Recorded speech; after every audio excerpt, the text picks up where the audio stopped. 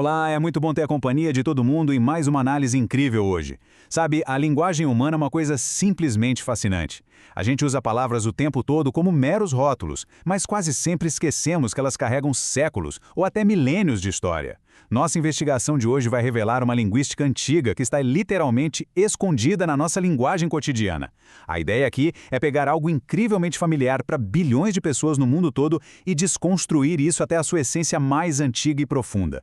Então, vamos direto ao ponto. Já paramos para pensar na quantidade absurda de nomes que a gente escuta durante o dia a dia? Nomes de amigos, colegas de trabalho, figuras históricas. Eles parecem só identificadores simples, né? Mas e se essas palavras super familiares não forem apenas nomes, mas na verdade frases completas, sentenças estruturadas que contam histórias de um tempo muito, muito distante? É exatamente esse mistério gigante que a gente vai desvendar agora, olhando especificamente para a antiga tradição do Oriente Médio. E para fazer isso do jeito certo, nós precisamos chamar a ciência para o jogo. É aqui que entra a onomástica. Esse é o campo de estudo dedicado a investigar de forma muito rigorosa a origem, a evolução e o significado dos nomes próprios. Ou seja, não é adivinhação, não é mitologia moderna, essa nossa análise é inteiramente baseada em estudos linguísticos sérios. Usando essa lente analítica e o hebraico bíblico, vai ser possível quebrar os códigos desses nomes que tanta gente pronuncia todos os dias.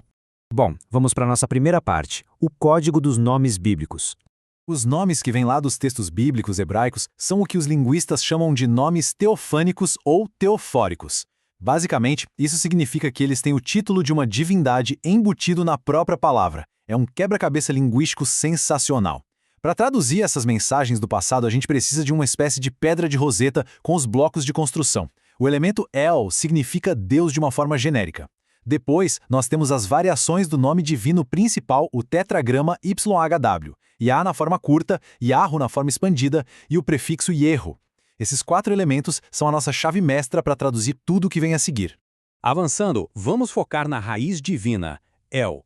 Para começar a nossa decodificação prática, o primeiro grande bloco de construção é a raiz divina El, que é a palavra hebraica básica para Deus. Vamos pegar um exemplo clássico. Daniel é um dos nomes mais comuns do mundo ocidental hoje, certo? Mas, na sua verdadeira face antiga, a pronúncia é Daniel. Essa diferença visual já dá a dica de que não estamos lidando com uma palavra simples, mas sim com uma composição de múltiplos sons e raízes antigas que foram sendo suavizadas por milênios de traduções. E isso ilustra brilhantemente a matemática da linguística hebraica. O nome funciona exatamente como uma equação. A base é a raiz Dan, que significa juiz ou a ação de julgar. Quando a gente adiciona a letra Yod, com esse som de I, criamos o pronome possessivo meu. E aí, para fechar a equação com chave de ouro, entra o elemento teofânico, El, significando Deus. Juntando o pacote todo, Daniel. Não é só um nome, é uma frase declarativa completa que significa literalmente meu juiz é Deus. O que é de explodir a cabeça é observar a ortografia exata, letra por letra. O hebraico bíblico é uma língua incrivelmente precisa.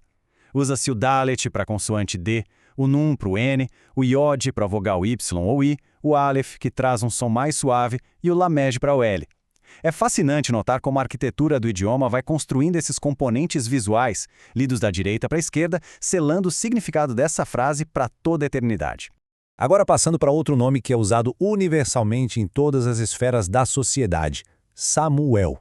Se a gente comparar a versão moderna com o original hebraico, Shemuel, é quase impossível não notar, bem ali no finalzinho da palavra original, a presença familiar da raiz El. A equação linguística aqui é um pouquinho diferente, mas igualmente linda. A raiz central agora é chamar, que é o verbo hebraico para ouvir. Ao somar isso com o nosso já conhecido El, o resultado Shemuel vira uma frase comemorativa belíssima e super histórica. Deus ouviu.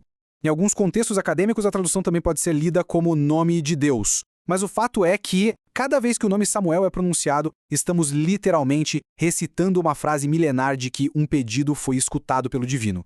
Agora a gente muda de marcha e vai para a nossa próxima sessão, a raiz divina Yahvé. Entendendo como El funciona, o nível de complexidade sobe um pouquinho quando a gente examina a raiz divina ligada ao nome específico de Deus na tradição hebraica, Yahweh, que frequentemente aparece nos nomes como a raiz expandida Yahu. E isso fica muito evidente no caso do nome Elias, ou, no hebraico original, Eliahu. Tem algo super especial acontecendo na estrutura dessa palavra porque ela consegue carregar duas raízes divinas monumentais ao mesmo tempo.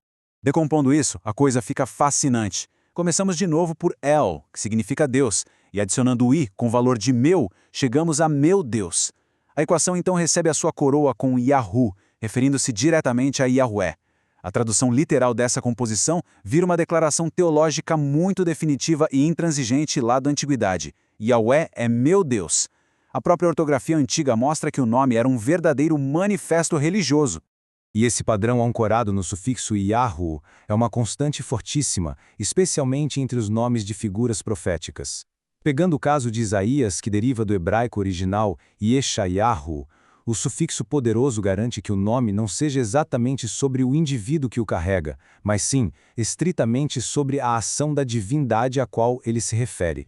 A prova matemática linguística aqui é de arrepiar. O prefixo Yashá é a palavra hebraica para salvação. Ao ancorar isso na divindade, usando o elemento Yahu, a palavra Yeshayahu se transforma numa mensagem de muita esperança. Yahweh salva. É sensacional perceber a ironia e a maravilha histórica de que o próprio nome da pessoa carregava, de forma literal, a mensagem central que ela deveria entregar ao povo. O nosso último estudo de caso dessa parte mantém essa âncora fincada com firmeza na raiz Yahu. O nome Jeremias, que é muito popular hoje em dia, vem do original Irmeyahu. É só observar, a presença do sufixo Yahu lá no final da palavra é inconfundível. A grande sacada que diferencia Irmeyahu de Yeshayahu é simplesmente uma troca do primeiro verbo da nossa equação. A raiz aqui é rum, ou ram, que tem esse significado mais dinâmico de elevar ou exaltar. Quando somamos isso com Yahu, a frase embutida muda drasticamente de tom para declarar que o Senhor exalta. Uma simples mudança no primeiro radical altera completamente o destino e o significado da sentença que estava oculta. O que nos leva à próxima parte da nossa análise, a ciência da onomástica. Claro que toda essa decodificação linguística não seria possível sem métodos científicos históricos mega rigorosos para comprovar tudo isso. O ponto crucial da questão é onde os estudiosos encontram esses nomes em seu contexto original. A fonte primária de uso real, o grande banco de dados documental para esses estudos é o próprio texto bíblico hebraico. Essas compilações são o que dão aos pesquisadores o contexto social, literário e temporal exato de como as palavras operavam nas sociedades daquela época. É através de uma estrutura muito robusta e totalmente imparcial que o campo da linguística consegue avançar. Podemos pensar nisso como 4 grandes frentes de operação. Primeiro, analisa-se o texto antigo para atestar o uso real da palavra. Depois, consulta-se dicionários lexicais para isolar o significado linguístico estrito de cada raiz. Em terceiro lugar, recorre-se aos estudos acadêmicos amplos para entender o contexto histórico da coisa toda. E, abraçando tudo isso, a onomástica fornece a base teórica para juntar essas peças de forma confiável. E para fechar a nossa fundamentação, fontes e dicionários acadêmicos. Para manter um nível de precisão científica lá no alto, o trabalho de decodificação depende de concordâncias exaustivas. Nenhuma equação linguística é feita no achismo, certo? O uso de ferramentas confiáveis como léxicos imensos e o dicionário bíblico Strong, que rastreiam meticulosamente cada fonema do hebraico, é exatamente o que garante que essas traduções estão de acordo com os fatos comprovados pelos melhores filólogos do mundo. E as fontes secundárias, aquelas mais focadas no contexto, são igualmente vitais.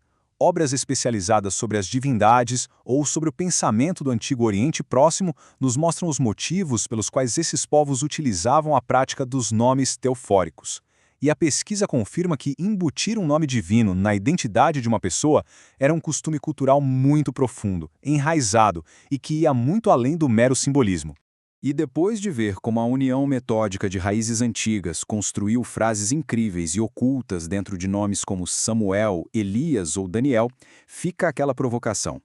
Que outras histórias fantásticas, que outras sentenças completas do passado não continuam escondidas nos nomes que nós pronunciamos com tanta casualidade hoje em dia? A linguagem é, sem dúvida nenhuma, um museu vivo. Fica aqui o convite para reflexão e para continuarmos investigando as palavras que formam o nosso cotidiano. Até a próxima análise.